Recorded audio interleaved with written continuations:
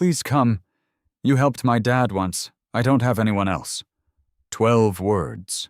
No name, no phone number, just a folded square of paper on the floor of a Hells Angels clubhouse at 3 in the morning. A 13-year-old girl had written it in the dark, walked a mile through a 31-degree Indiana night to deliver it, and gone back before anyone noticed she was gone. She had tried the right people 4 times. 4 times, the door closed.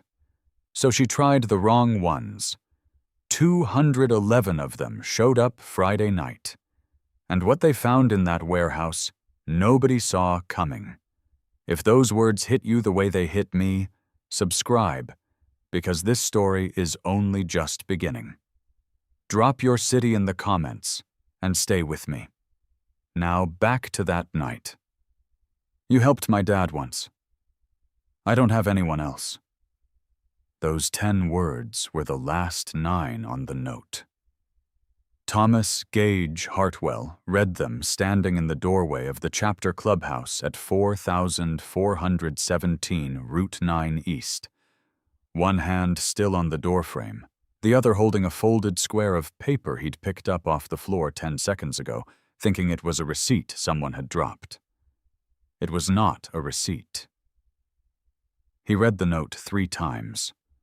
Not because he hadn't understood it the first time, because some things require you to stand still for a moment before you're allowed to move. Outside, the parking lot was empty. The single security light cast everything in orange and gray. Across the road, last year's corn stubble stood in frozen rows, looking like wire in the dark. The temperature had not moved from 31 degrees since midnight. The thin skin of ice on the asphalt had been walked across recently. You could see where it had cracked and then resettled, the way ice does when it's right at the edge of freezing and a lightweight passes over it. Someone had been here in the last hour. Someone small, judging by the size of the print and the weight of it. Gage set the note on the workbench and looked at it under the shop light. 34 words. Blue ballpoint pen. The header of the worksheet it was written on had been cut away with scissors. Whoever wrote this had thought about that, removed any detail that could be traced back to them before they were ready to be found. That wasn't panic. That was planning. They are moving the kids Friday night. Warehouse on Road 7, past the grain elevator. Please come. Please. You helped my dad once. I don't have anyone else. He noticed the word please used twice in a row. Not repetition. Not carelessness. The first please was a request. The second was what came after the first one hadn't felt like enough. He noticed, you helped my dad once. Past tense. Specific. The father was not available to ask directly. He noticed it was Thursday morning, which meant Friday night was less than 43 hours away. He picked up his phone. The call went to Bishop, Raymond Taft, chapter president, 65 years old, founding member. The man who had been riding Indiana roads since before Gage had his first driver's license. Bishop did not raise his voice. He had never needed to. Bishop, it's Gage. One beat.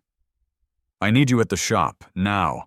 I've got something in my hand, and I need you to read it before I do anything else. A pause on the other end. Not hesitation. Assessment. On my way. The line went dead. That was it. Bishop arrived at 4:03 a.m. He read the note at the workbench under the shop light. He read it once. Set it down. Read it again. Then he looked at Gage. Road 7, he said quietly. You know who owns that warehouse? Not yet, Gage said. LLC registered through the county, Bishop said. Bought roughly 19 months ago. He paused. We never had reason to look at it twice. What neither of them knew yet, what wouldn't come until Ledger pulled the county property records 4 hours later, was that the LLC was registered to the same name as the Valley Road Group home. That the warehouse had been purchased 11 months after the first child disappeared from Boyd's facility under paperwork labeled transferred to alternative placement.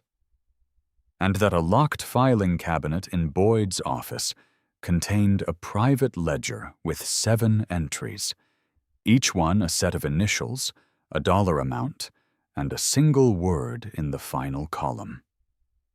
Placed. But that was later. This was 4 a.m. on a Thursday. And this was a child who had walked 1.5 miles in the dark, on the chance that people who looked like trouble might turn out to be the only ones who stopped. Gage had heard that logic before. Not in those words, but in a version of them. 21 years ago, his daughter Emma had been 7 years old and 14 months deep into the foster system while a custody case moved at the speed of county paperwork. He remembered what those 14 months cost. He remembered a beige waiting room and a caseworker who never returned calls, and the particular face Emma made when the supervised visit ended and the door closed between them. Emma was 28 now. She was fine. She had been fine for a long time. Gage had never stopped counting those 14 months. He counted now. 9 months in that farmhouse. A broken finger, never set. A jaw bruise someone made with their hand, and a child who had tried to tell the system what was happening to her, and had been told, in 4 different ways, by 4 different doors, that she wasn't worth the paperwork. He looked at Bishop. I need ledger, stitch, scout, and courier, he said. Here by 6. Bishop was already dialing. Frank Dutton arrived at 5:48 a.m. with a thermos of coffee and the quiet of a man who had spent 19 years as an IRS investigator examining documents that other people believed were permanently hidden. His road name was Ledger. He was 62 years old, broad-shouldered, with reading glasses on a chain around his neck. Not for style, but because in 200-plus fraud examinations, the seconds it took to find misplaced glasses were seconds that could have been spent reading. When Gage described the locked filing cabinet, the private ledger, the column labeled placed, Ledger listened without moving. Then he said, 7 entries is a pattern. A pattern has a paper trail. Walk me through what you know. He set his thermos down and opened his laptop. Paul Acker came through the door at 6:02 a.m. His road name was Stitch. He was 44 years old, a registered nurse who had spent 11 years in an Indianapolis emergency room before the chapter became his life. He had the particular calm of ER nurses, not the absence of feeling, but the management of it, the ability to be fully present in a crisis without the crisis taking ownership of him. When Gage said 81 pounds, 5'1", untreated fracture, 9 months. Stitch wrote it down without comment. His comment came 30 seconds later. Refeeding syndrome is a real risk when a malnourished child receives adequate nutrition too quickly. The first hour after we find her, I need to be the first person who touches her medically. We don't guess at this one. Danny Whitmore was 20 minutes out when he texted. His road name was Scout. He was 31, youngest full-patch member, 6 years of Army intelligence before the chapter. He had already started a sketch on the back of a work order on the shop's clipboard by the time he sat down. The grain elevator. The county road. the farm property to the east. "I know Road 7, he said. "I can be at that warehouse by noon and tell you what we're walking into before sundown." Ed Halberstam arrived last, at 6:18, smelling like fresh air and moving fast. His road name was Courier. He was 49 years old, a former crime reporter for the Indianapolis Star who had left journalism 14 years ago but kept every contact he'd ever built. He had the Indiana State Police public affairs number memorized. More importantly, he knew which division handled trafficking cases, and which investigator in that division answered calls at 5 in the morning when the information was right. "There's someone at ISP District 22 in LaPorte," he said, setting his phone face up on the workbench. "Investigator named Vasquez. She's moved on cases faster than what we've got. I'll have her on the line by 7. 5 brothers, different histories. 1 table. 1 note between them. 34 words, still on the workbench where Gage had set it 3 hours ago. And outside, 41 hours until Friday night. Now. Here's what you might be thinking right now. You might be thinking, 200 men on motorcycles, a converted farmhouse, a locked warehouse, and you're already writing the ending in your head. Engines roaring, chain link fences coming down, someone getting hurt. That is the story the news has trained you to expect. Here's what was actually happening at that workbench at 6:20 in the morning. A former IRS investigator was pulling county property records with the precision of someone who had testified in federal court. A trauma nurse was writing a medical triage protocol on a legal pad. A former intelligence analyst was drawing a surveillance map from memory. A journalist with 2 decades of contacts was preparing a call to a state investigator who would know exactly what to do with what they were about to give her. This was not a war council. It was a rescue operation. And the difference between those 2 things was everything. Scout left for Road 7 at 6:15 a.m. Courier made his first call at 6:30. Ledger had county property records on his screen by 7, and Gage sat down with what he knew about the child who had written the note. He didn't know her name yet. He didn't know about James Crawford, about the cardiac episode on the highway outside Millhaven 3 years before his death, about the 2 chapter members who had pulled over and stayed and followed the ambulance to the hospital and sat in the waiting room until they knew he was stable. He didn't know that James Crawford had told his daughter that story more than once, or that he'd told her, "People who look like trouble are sometimes the only ones who stop." What Gage knew was simpler. A child who had no options left had used the only one she had. Nobody gets to, "I don't have anyone else," without trying everyone else first. 7 months ago, September, warm, Indiana still holding its summer, Lily had tried to tell a state inspection worker about the food. Not dramatically, not with accusations. She did it the way she did everything. Carefully, with specific language, standing in the common room while Boyd's staff hovered near the window. She said the kitchen was padlocked between meals. She said meal portions had been reduced as behavioral consequence. The inspector was a young woman in her late 20s with a clipboard and 6 more facilities on her schedule before 5 o'clock. She wrote it down. She noted it. Resident reports concerns about portion sizes. Then she spoke to Boyd, who told her in his patient and measured voice that Lily had arrived with a documented history of exaggerated reporting, that the dietary plan was on file and available for review. The inspector reviewed the dietary plan. It was immaculate. The file was closed the same day. Lily had still believed, at 7 months ago, that if you told an adult, the adult fixed it. She learned something different that afternoon. 5 months ago, she got her hands on a phone during an off-site errand. She called the Indiana Department of Child Services hotline. She had rehearsed what to say. She gave her name, her location, a description of conditions. The call was logged and assigned a case number. Then it was routed to the county DSS supervisor. The county DSS supervisor was Carol Ann Phelps, a woman with 26 years in child welfare and photographs of children she'd helped on her office wall.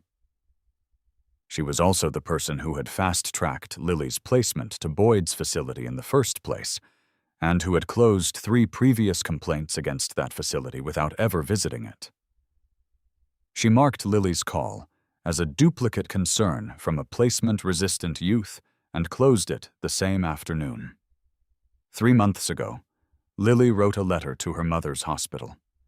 She described what was happening. She put it in the outgoing mail basket on a Tuesday afternoon. A staff member removed it before it left the building.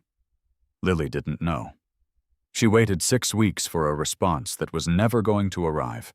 6 weeks of wondering whether her mother didn't believe her, whether her mother had given up, whether the silence was its own kind of answer. The silence did more damage than a refusal would have. And 8 days ago, a Wednesday night, 11 o'clock, Lily had been locked in the East Wing quiet room as punishment for asking why one of the other children hadn't come to breakfast. The door locked from the outside. The heating vent in the room shared a shaft with Boyd's office. She heard things she was never meant to hear. She had no recording device, no phone, nothing but a donated copy of Charlotte's Web with a cracked spine and the pen she kept tucked inside the waistband of her leggings. Close and ready, the way her father had told her journalists kept things. She wrote every word down immediately. Friday works, after 10. I need it dark. I've got 3 that are ready.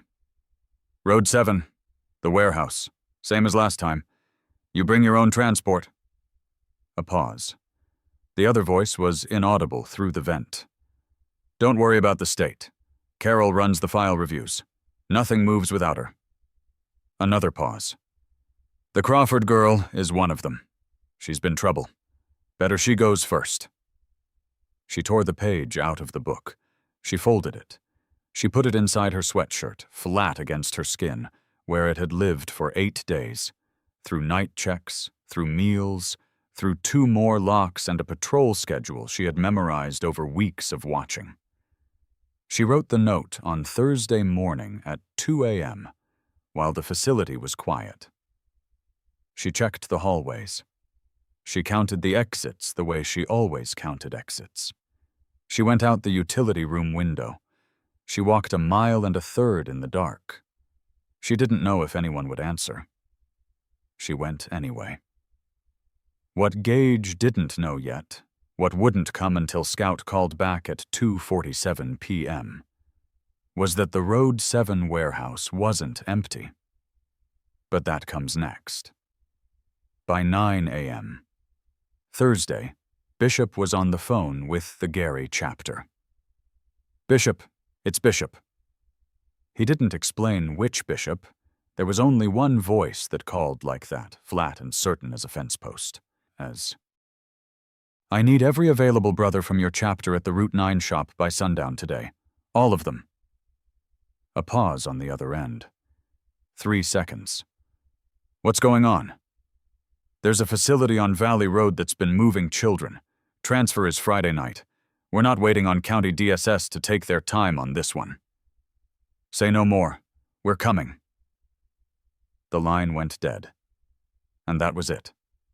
No questions about proof or evidence. No debate about whether they had enough information. 89. Gary chapter members putting on their cuts before 10 o'clock in the morning because a brother had called, and the reason was a child. Terre Haute was the same call. 61 riders. Same answer.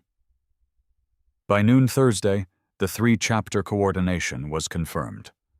211 men, 1 objective, 32 hours. Later, much later, after the operation was over and the state investigator had filed her report, she would note in the official record that the Road 7 warehouse was secured and all children located before law enforcement arrived on scene. She would note that she was not, in her professional assessment, able to criticize this. The clubhouse on Route 9 had smelled like old motor oil and cold coffee at 3:17 in the morning when Gage found the note. By 2 in the afternoon Thursday, it smelled like motorcycle fuel and the focused energy of men who understood exactly what they were there for. The note was still on the workbench. Nobody had moved it. Scout's call came in at 2:47 p.m. His voice was level, the Army intelligence level that communicated urgency through precision rather than volume. "I've been on the property for 4 hours," he said. "Single structure, corrugated metal, roughly 6,000 square feet. 1 vehicle entry point from the county road. 2 personnel at the south entrance. They rotate every 40 minutes. I timed it 3 times. A pause. "There are sounds from the interior, Gage. North wall, intermittent, not equipment." Gage was quiet for a moment. "You're sure?" "I'm sure." He set the phone down on the workbench next to the note, and now, armed with Scout's reconnaissance, Ledger's property records, Courier's contact at ISP District 22, and 211 brothers who had not asked a single question before getting on their bikes, Gage was about to do something that Raymond Boyd's state license and Carol Ann Phelps's locked filing drawer and Gary Weston's monthly cash arrangement had been built for 31 months to prevent. What none of them knew yet was what they would find in the north section of that warehouse.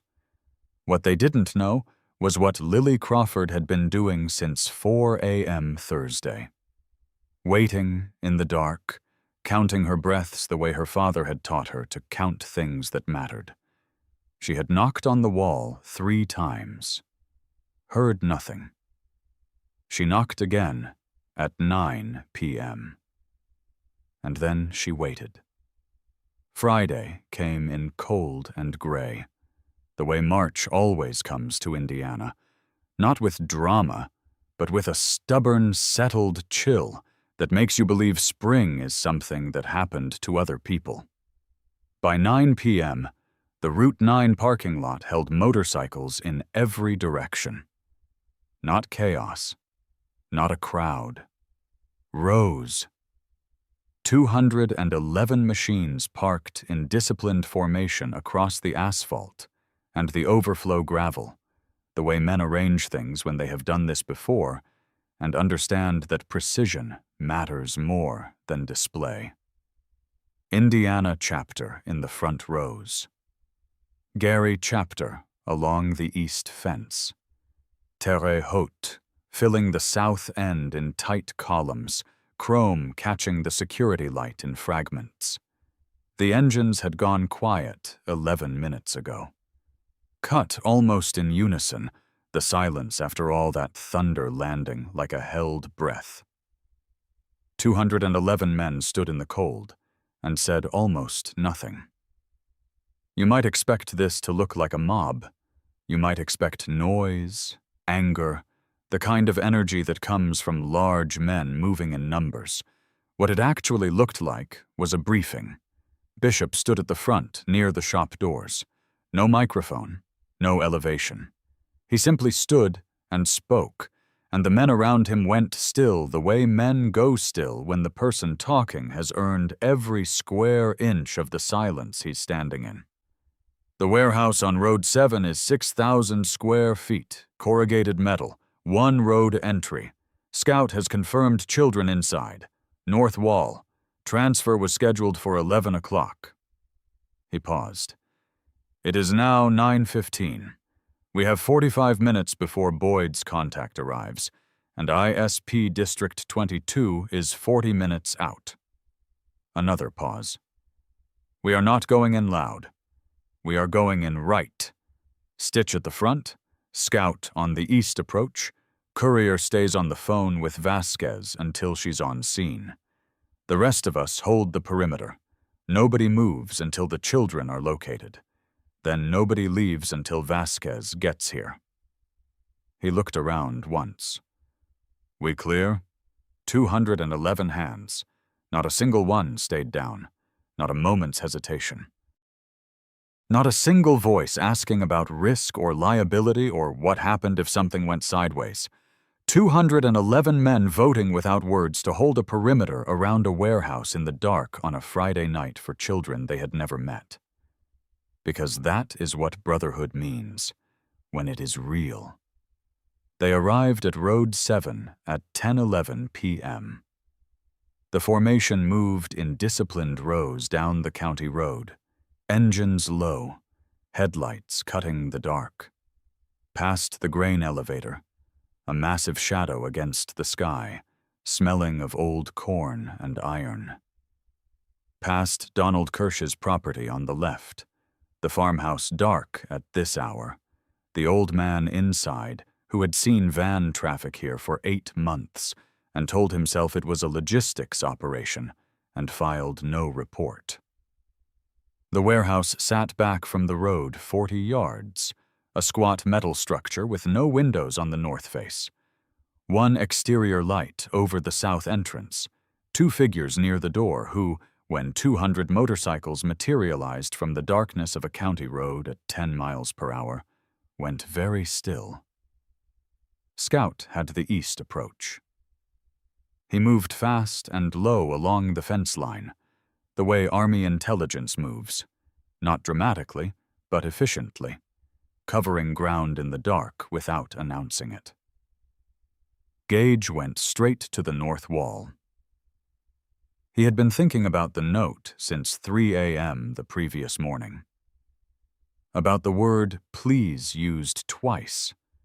About the child who had walked through a 31-degree night to deliver 34 words to people she had never met. He thought about the knock. Scout had said intermittent sounds, north wall. 3 beats. He pressed his ear flat against the corrugated metal. Cold. The smell of old machine oil and something beneath it. The particular closed smell of a space that hasn't been ventilated. He waited. 3 beats. He knocked back twice. Slow. Deliberate. 4 seconds of silence. 3 beats again. Same rhythm. Same spacing. Not random. This was a signal that had been practiced. He looked back at Stitch, who was already moving. The interior lock was a padlock on a hasp. Industrial, not cheap. It took Scout 40 seconds to address it with the bolt cutters he'd had on his bike since Thursday afternoon, because Scout had looked at the surveillance data he'd gathered and calculated that a padlock was the most likely exterior constraint for a staging location that needed to be quickly accessible and quickly secured. He had been right. The north section of the warehouse was separated from the main floor by a plywood partition. The partition had a door. The door was locked from the outside with a simple keyed deadbolt. Gage kicked it. 3 children. A support post in the center of the space, zip ties around their wrists behind them. A concrete floor. A single battery lantern in the corner, the kind you buy at a hardware store. It's light, yellowish, and thin. He saw the other 2 first, a boy, maybe 15, and a girl a little younger, both conscious, both staring. Then he saw her. The gray sweatshirt was the first thing, faded to the color of dishwater, the cracked iron-on of a horse on the front. 81 pounds, 5'1". Green eyes that were older than 13. The specific age that 9 months of surviving adds to a face, where the eyes have stopped being surprised by anything and are only measuring what comes next. She looked at him for a long moment, at the gray beard, at the patch, at the hands. Then she said, quietly, "You came. I didn't know if you'd come." 8 words. The exhale of a child who had held her breath for 43 hours, and finally let it go. Gage did not say anything yet. He took his cut off his shoulders, the leather vest, heavy and worn, with the sergeant-at-arms patch on the front. And he wrapped it around her. It covered her from her shoulders to her knees. He did not ask if she wanted it. He just did it. Then he said, "We read it, every word. We're here." He stayed at her level, did not stand over her. One hand on the floor beside her, palm up, offering, not demanding, waiting for her to set the pace. Stitch was already behind him, moving to the boy first, checking pulse, responsiveness, circulation in the wrists. His voice was level and unhurried. "I'm Paul. I'm a nurse. I'm going to check your hands first, okay? Tell me if anything hurts." The boy nodded. Lily spoke in 3 stages. Not because she was coached to, but because that is how the truth comes out after it has been held back for a very long time. In layers, each one requiring the safety of the previous one before it can surface. The first layer came fast. "My name is Lily Crawford. I've been at Boyd's facility on Valley Road for 9 months. There are 8 of us." Gage wrote it on his forearm with the pen he kept in his jacket pocket. Old habit. The second layer took a few more minutes. "He controls the food. He locks us in the East Wing. The state knows. He told us the state knows and approves. He showed us the paperwork once. I wrote to them. They didn't come." He kept writing. Crawford, Valley Road, East Wing, food restriction. Paperwork shown as compliance. Then the third layer. Her voice did not change volume when she said it. That was the thing that stayed with Gage afterward. She delivered the most important piece of information as calmly as she had delivered her name.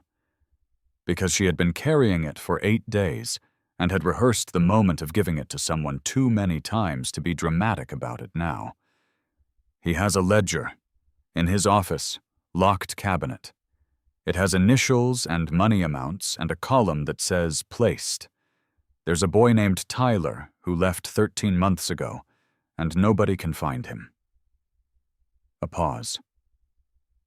"I think the ledger knows where he went." She reached inside the gray sweatshirt against her skin. She produced a folded piece of paper, torn, creased, soft from 8 days of body heat. She held it out to Gage before anyone else could take it. "I wrote down what I heard him say. 8 days ago, through the vent. Those are his words, not mine. I wrote them down right after, so you would know they're accurate." Gage took it. He did not unfold it yet. He looked at her. "You walked 1.5 miles in the dark to tell us. You knocked on a wall so we'd find you. You did every single thing right, Lily." He stopped. Let the sentence settle. "The rest of this, that's ours to carry now." He stood. He offered his hand. Not to lead her, just to walk beside her. She took it. Outside, ISP investigator Rosa Vasquez arrived at 10:51 p.m., 10 minutes before Boyd's contact was expected. She had driven from LaPorte in 38 minutes on a call from Courier that she would later describe, in her official report, as the most organized and evidence-ready tip she had received in 14 years of trafficking investigations. She had 4 officers with her. She did not need them for crowd control. 211 bikers were standing in the cold in quiet formation at the perimeter, exactly where they had been told to stand. A few of them were on their phones. Most were just present, silent, watchful, exactly where they needed to be. Vasquez walked past them to the north entrance, where Gage was standing with Lily. She looked at Lily first, then at Gage. "The children are secure?" "3 here," Gage said. "5 more at the Valley Road facility. You need both locations tonight." She nodded. She was already on the radio. It was Ledger who gave investigators the first piece of what they would later call the financial architecture of Boyd's operation. He had been working since 7 a.m. Thursday with county property records, state licensing documentation, and corporate filings. 19 years of forensic accounting applied to 31 months of systematic fraud. He laid it out for Vasquez's colleague, ISP investigator Dale Morrow, on the hood of a truck in the Road 7 parking lot at 11:15 p.m., while Morrow's pen moved steadily across a legal pad. The Valley Road Group home was receiving $2,900 per child per month from Indiana IDCS, 8 children, $23,200 monthly, $278,400 annually. Boyd's reported operating cost was $19,000 per month. Actual estimated operating cost, based on utility filings and payroll records, approximately $6,200. The difference, roughly $12,800 per month, was leaving the legitimate books in ways that would take a full forensic audit to trace completely. The warehouse on Road 7 had been purchased 19 months ago for $61,000 through an LLC registered in the maiden name of Boyd's wife, who had not been aware of the account it was purchased from. The private ledger, which would be recovered from Boyd's locked filing cabinet at 12:34 a.m. Saturday morning, when Millhaven County Sheriff's deputies executed the search warrant, had 7 entries. Initials, dates, dollar amounts ranging from $8,500 to $13,750. A column reading placed. Total criminal revenue, conservatively estimated, between $73,000 and $98,000 over 31 months. Morrow stopped writing for a moment. 7, he said. 7 confirmed, Ledger said. There may be more. The ledger uses initials only. What he did not say, what he didn't need to say, because Morrow was already thinking it, was that 7 entries with the word placed meant 7 children who had left Boyd's facility and not arrived at the locations his paperwork claimed. 7 families who had been told transferred to alternative placement and given a Kentucky address, a Missouri address, a facility name in Ohio that, when investigators called the next morning, had no record of receiving any of them. 7 children. One of them was Tyler James Norris, 14 years old at placement, now 15 and missing for 13 months. His grandmother, Helen Norris, had called Carol Ann Phelps's office every 2 weeks for 8 months. The inquiry was still listed as under review. The ledger had an entry dated 13 months ago. Initials TN. Amount $11,200. Final column, placed. Morrow set his pen down. "We need a federal wire on this tonight," he said. Raymond Dale Boyd was arrested at 12:47 a.m. Saturday morning. He was at home, not at the warehouse, not in flight, not doing anything that looked like a man who knew what the next 3 hours would bring. He was in his kitchen, in reading glasses and a gray fleece pullover, heating something on the stove. A pan on the burner. The television murmuring in the next room. The same hands that had padlocked kitchen cabinets and controlled when 8 children were allowed to eat were holding a spatula when deputies came through the front door. He looked up with the expression of a man interrupted during a normal evening, confused, mildly annoyed, already composing the response he would give to whoever needed calming down. He did not get to give that response. Deputies read him his rights in the kitchen doorway, his face against the counter, wrists behind him. He was still wearing the reading glasses. Outside, 2 sheriff's vehicles were parked at the curb. No sirens, no drama. The neighbors on either side slept through it. 3 days later, when he made his first appearance before Judge Loretta Haynes in Mill Haven County Court, the charges were read aloud. Felony abuse of minors. 5 counts. 1 per year of operation, based on documented patterns of food deprivation and physical abuse. Child endangerment. 8 counts. 1 per current resident. Human trafficking. 7 counts. 1 per ledger entry, with federal enhancement pending the FBI's involvement, which was confirmed before the sun came up that Saturday. Wire fraud. 11 counts, related to the false operating cost filings submitted to Indiana IDCS over 31 months. Criminal conspiracy charges.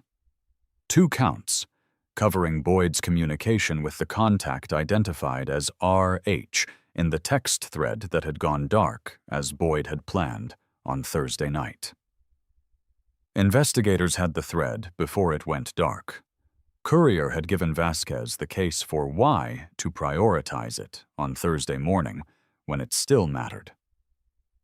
Boyd's bail was set at $1.2 million. The man who had told 8 children that the system approved of what was happening to them, who had used the appearance of compliance as the walls of a cage, looked at the table when the judge read the amounts. He did not look up. Carol Ann Phelps was suspended from her position at Mill Haven County DSS on Saturday afternoon, pending investigation. She had closed 4 formal complaints against Boyd's facility without a site visit. She had received $1,500 per child routed to the facility, paid quarterly through a consultation LLC registered in her husband's name, which Ledger had identified in the financial records by Sunday morning. She had been the reason Lily's hotline call went nowhere.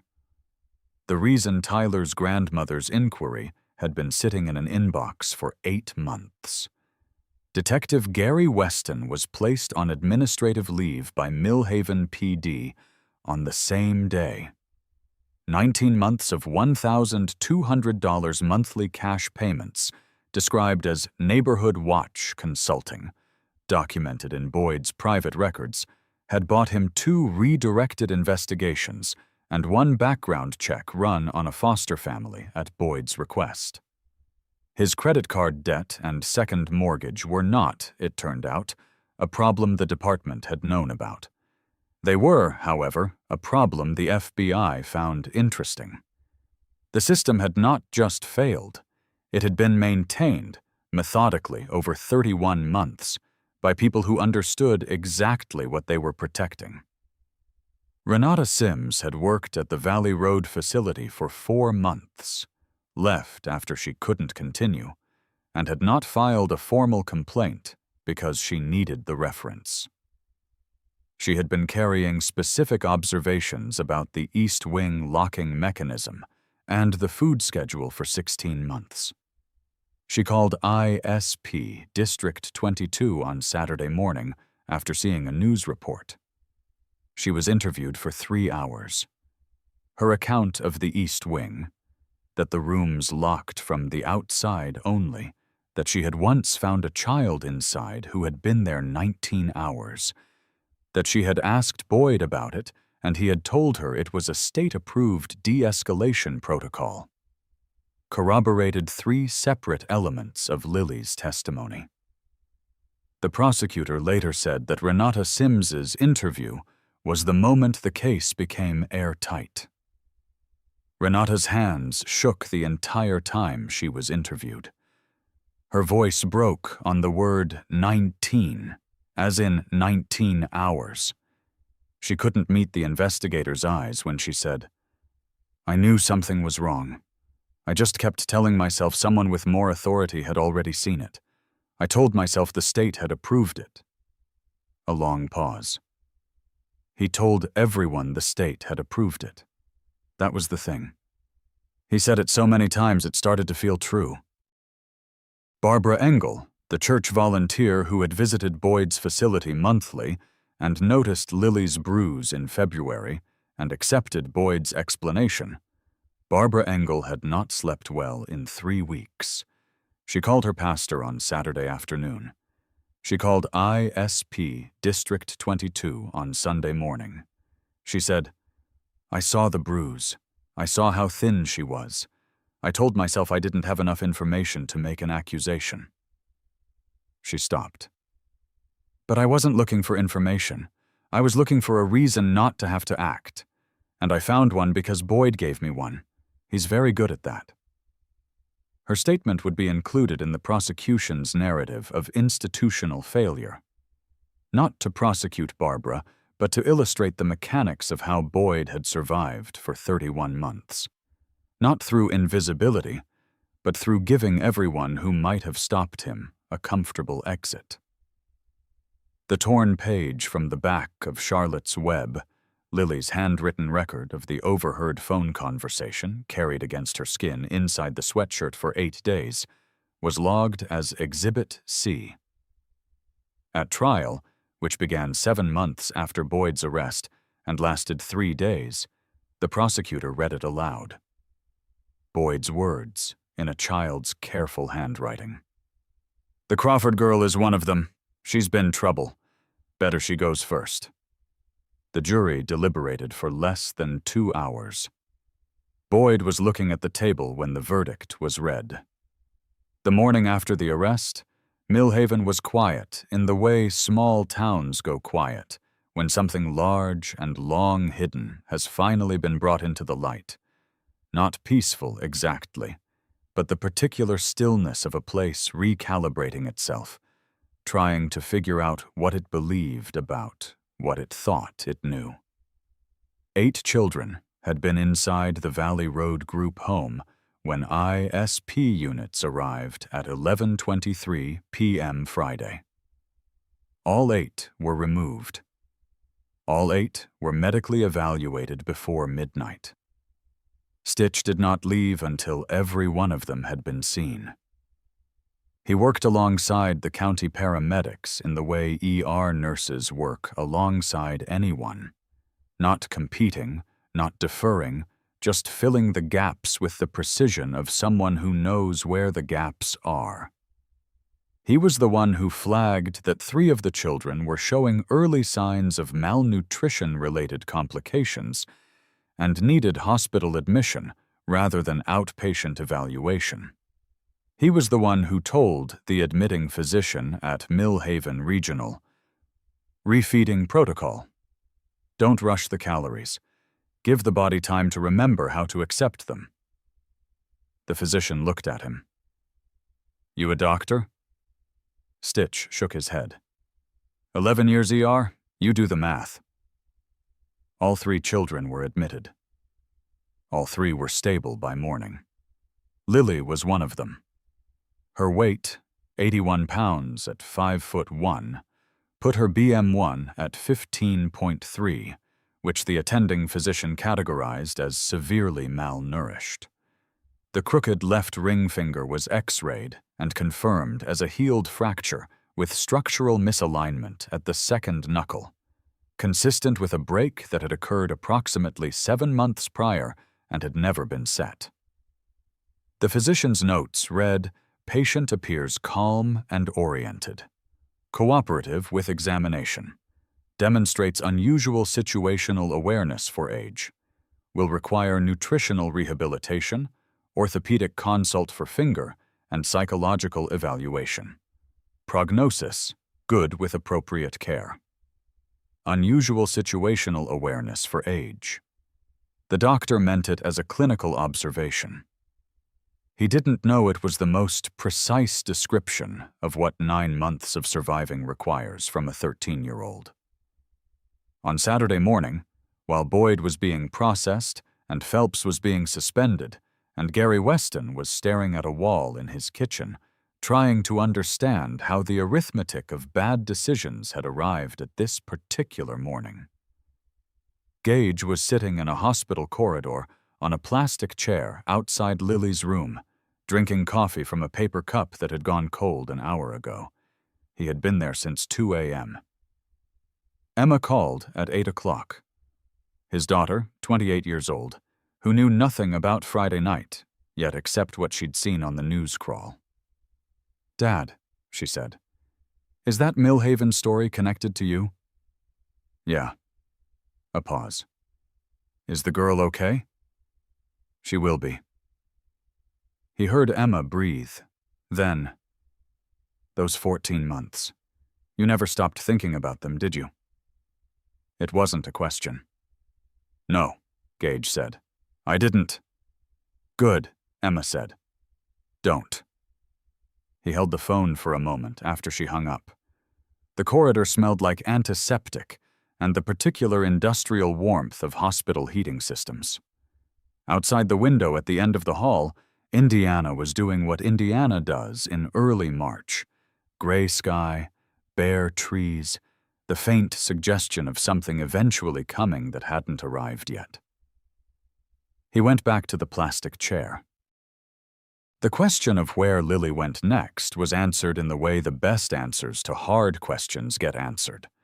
Not by a system, but by people inside the system who chose to do their jobs as if they meant them. A family advocate named Patricia Osei at Indiana IDCS, assigned to Lily's case as part of the emergency review triggered by the arrests, had been in child welfare for 19 years. She was the kind of person who answered her own phone. She called the hospital at 9 a.m. Saturday, introduced herself to the charge nurse, and asked to be notified the moment Lily was cleared for a non-medical conversation. She arrived at 11:30 a.m. with a folder, a notepad, and no clipboard. She sat in the chair beside Lily's bed, not across the room, not standing. And she said, "My name is Patricia. I work for the state. I know that sentence has not meant good things for you. I need you to tell me what you need, and I'm going to do my best to make sure it actually happens this time." Lily looked at her for a long moment. Then she said, "I need to know my mother is okay." Patricia Osei had the hospital on the phone within the hour.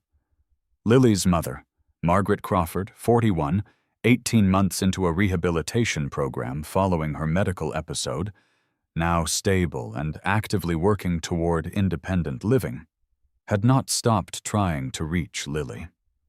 Her letters had been returned unopened. Her calls to the facility had been screened. She had filed an inquiry with the county 4 months ago that had been routed and closed by Carol Ann Phelps. She was told her daughter was on the phone at 1:17 p.m. Saturday afternoon. The conversation lasted 47 minutes. A nurse who happened to be in the corridor said afterward that she hadn't meant to listen, but that she had stood outside the room for a full 2 minutes because she couldn't make herself walk away from the sound of it. Ledger spent the better part of the weekend working with ISP financial investigators, walking them through the architecture of the fraud, the LLC structure, the wire transfers, the inflated operating costs, the consulting fees to Phelps's husband's sole proprietorship.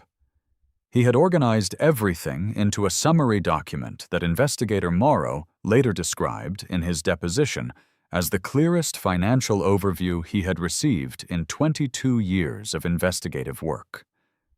"You should have stayed in the IRS," Morrow told him. Ledger shrugged. "The IRS doesn't feed you nearly as well." Scout handled something that didn't make any report, and wouldn't appear in any official record, because it didn't need to. The other children from the Valley Road facility, 6 of them, ranging in age from 11 to 16, placed in emergency foster situations over the weekend, needed someone to explain to them, in plain language, what had happened and what was going to happen next. Not a social worker with a protocol, just someone who sat down with them and told them the truth. Scout did this, one child at a time, in whatever space was available, a hospital waiting room, a corner of a county DSS office, a picnic table outside when the 11-year-old said he needed air. He was 31 years old and looked like what he was. A man with a military background and a motorcycle and a face that had been outside in all weather. The 11-year-old looked at him for a long time and then said, "Are you going to be here tomorrow?" Scout said, "I'll be here as long as you need." He was there for 4 days. Helen Norris, Tyler's grandmother, 74 years old, who had called Carol Ann Phelps's office every 2 weeks for 8 months and been told each time that the inquiry was under review, received a call from a federal investigator on Sunday afternoon. The call lasted 20 minutes. The investigator told her what they knew. He told her what they didn't know yet. He told her that Tyler's case was now part of a federal trafficking investigation with active resources, and that under review was no longer an answer she would ever have to accept again. She was quiet for a long moment after he finished. Then she said, "He liked to draw?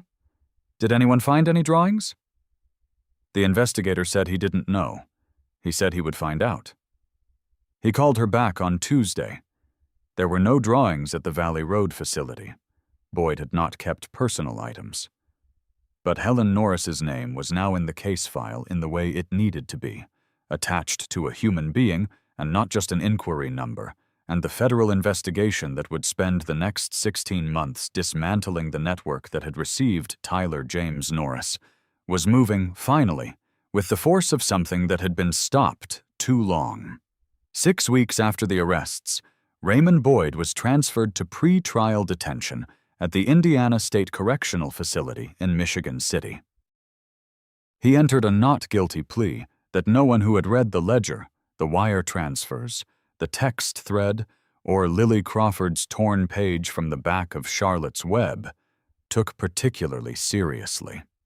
Carol Ann Phelps negotiated a plea arrangement, cooperation with federal investigators in exchange for reduced state charges, and spent 17 months providing testimony that helped build the case against the trafficking network Boyd had been servicing. She lost her pension. She lost her house to civil forfeiture related to the consulting fees. Gary Weston was charged with obstruction of justice and bribery. He accepted a plea. 2 years served, 5 years probation, permanent revocation of his law enforcement certification. He coached his son's hockey team for the last time, the February before his sentencing. His son was 11. At trial, which opened in October, the prosecution built its case across 3 days with the methodical patience of investigators who had had 7 months and a complete financial record to prepare. Medical testimony, financial records, the text thread. Renata Sims on the witness stand for 2 hours, steady and precise, her hands finally still. Barbara Engel, who had asked to testify and was permitted to, describing what she had seen and what she had chosen to accept instead of seeing.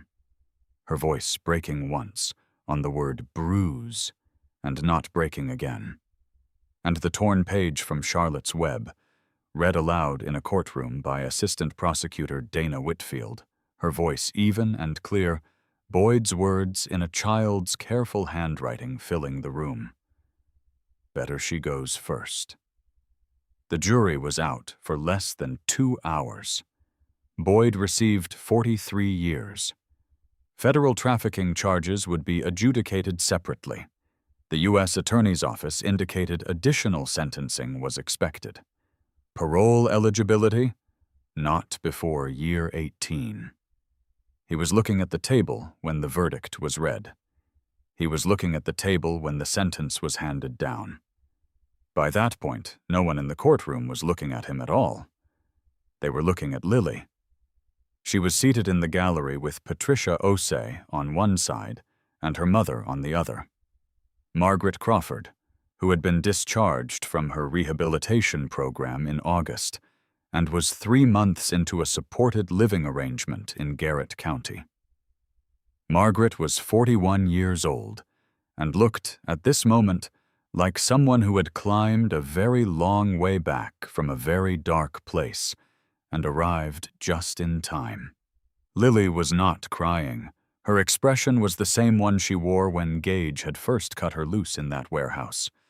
The composed, measuring gaze of someone who has already processed the worst of it and is now simply confirming that what was promised has actually been delivered.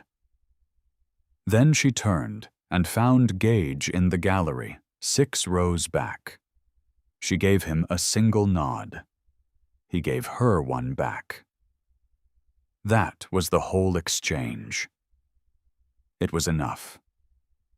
1 year and 4 months after a 13-year-old girl walked 1.33 miles through a 31-degree Indiana night and slipped 34 words under a door, Lily Crawford sat in the front row of her 8th grade classroom in Garrett County and raised her hand. The question was about the American judicial system. The teacher had asked the class whether they thought the system worked. Lily thought about it for a moment.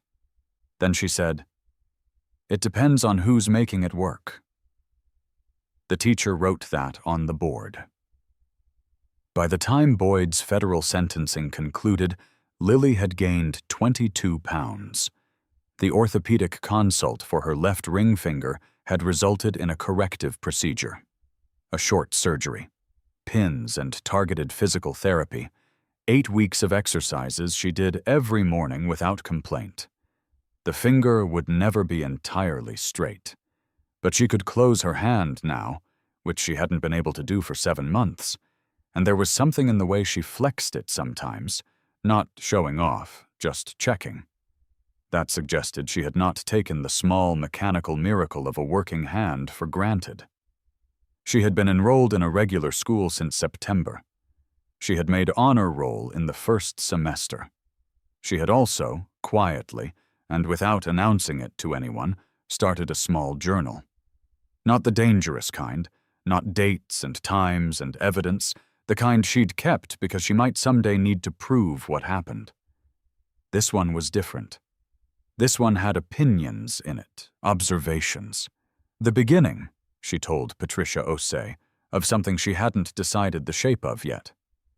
Patricia told her that was called writing. Lily said she knew. Her father had been the one who taught her. The Indiana Department of Child Services launched a statewide audit of group home facilities in April, 2 months after Boyd's state-level conviction. The audit examined 47 licensed facilities, reviewed complaint histories against placement approval records, and specifically flagged cases where the same DSS supervisor had both placed children and reviewed subsequent complaints. The structural conflict of interest that had made Lily's hotline call go nowhere. New independent oversight protocols were implemented by July. Complaint reviews for facilities could no longer be handled by the same department that had made the placement decision. It was not a monument.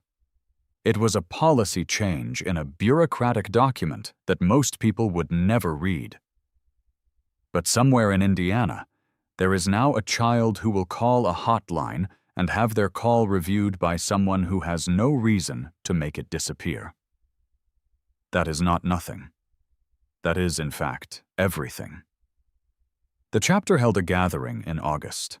Not a formal event, just bikes in the parking lot on Route 9, a grill going in the back, the particular ease of people who have done something hard together and can now simply be in the same place without needing to explain it. Lily came with her mother. She wore a yellow t-shirt. She looked, for the first time in a long time, like the age she actually was. Stitch brought a birthday cake. Her birthday had been in May, when things were still in the middle of settling, and someone had suggested they owed her a proper celebration. The cake was chocolate. There were candles. When she blew them out, she did not make a wish. Or if she did, she kept it. Ledger taught her to play chess at a picnic table while the afternoon went long. She beat him in their third game. He accused her of sandbagging the first two. Scout showed her how to read a topographic map.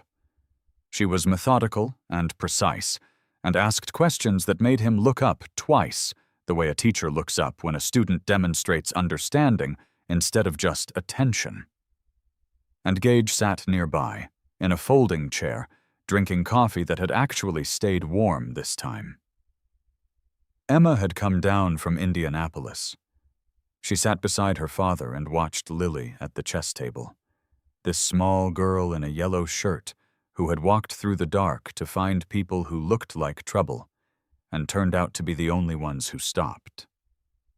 "She reminds me of you," Emma said. Gage looked at her. "She's nothing like me." "She's exactly like you," Emma said. "She doesn't wait for permission to do the necessary thing." He didn't answer that, but he didn't argue either. This story is not, at its core, about motorcycles or leather vests or the particular sound that 211 engines make when they cut off in unison in a county road parking lot at 10 p.m. on a Friday night. Though that sound is, by all accounts, worth hearing. This story is about the 4 moments before that sound, the 4 times that a child tried to tell the right people that something was wrong, and the right people found reasons not to act. A state inspector who wrote down a concern and then accepted the counter-narrative because it was faster. A hotline operator who routed a call correctly, and a supervisor who closed it because her interests were elsewhere. A letter that never arrived because the facility that was hurting the child also controlled her mail. A church volunteer who saw a bruise and a child who was losing weight and chose the explanation that required nothing of her. These are not extraordinary failures. They are ordinary ones. They happen in child welfare systems across every state, every year, quietly and without drama, because the systems are large, and the children inside them are small, and the people who are supposed to notice are overworked or conflicted, or simply looking for a reason to believe that someone else has already handled it. Boyd survived for 31 months, not because he was invisible. He survived because he gave everyone who might have stopped him a comfortable exit. The inspector had her protocol. Phelps had her paperwork.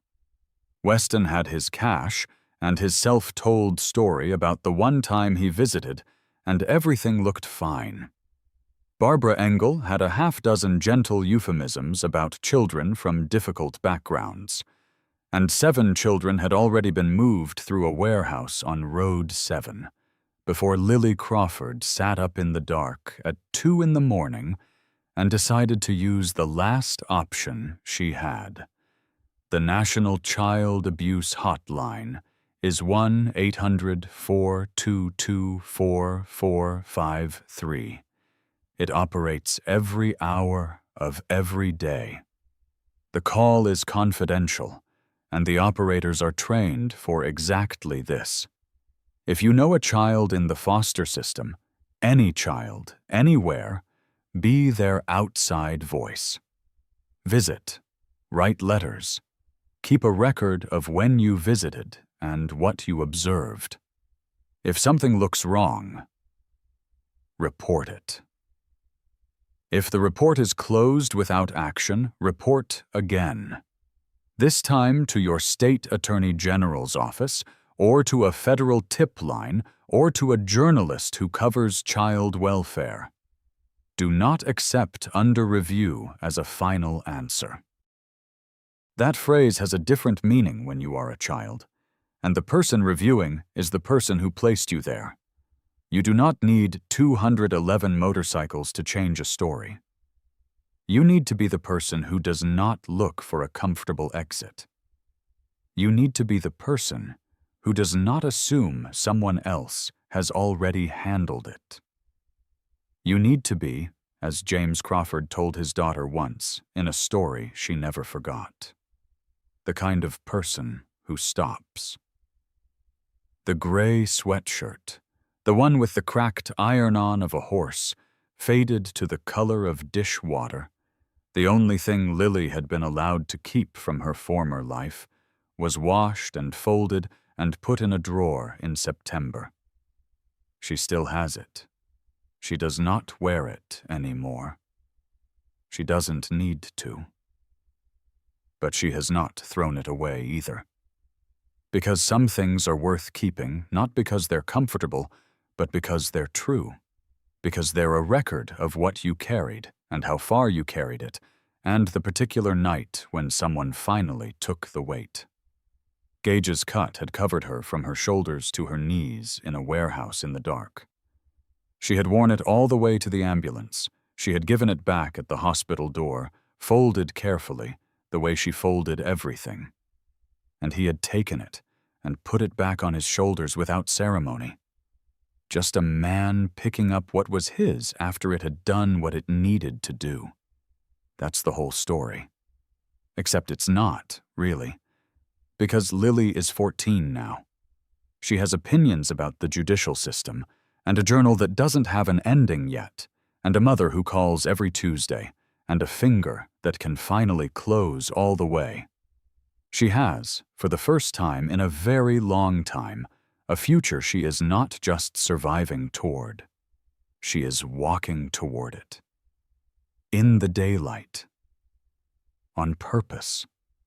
At her own pace. If this story stayed with you, subscribe to Valiant Bikers and share it with someone who needs to hear it. Drop your city in the comments below. And if you've ever been someone's outside voice, or if someone was yours, tell me about it. Those are the stories that remind us what we're actually capable of. More stories like this one are coming. Because the world is full of people who stop when everyone else keeps walking, and every single one of them deserves to be seen.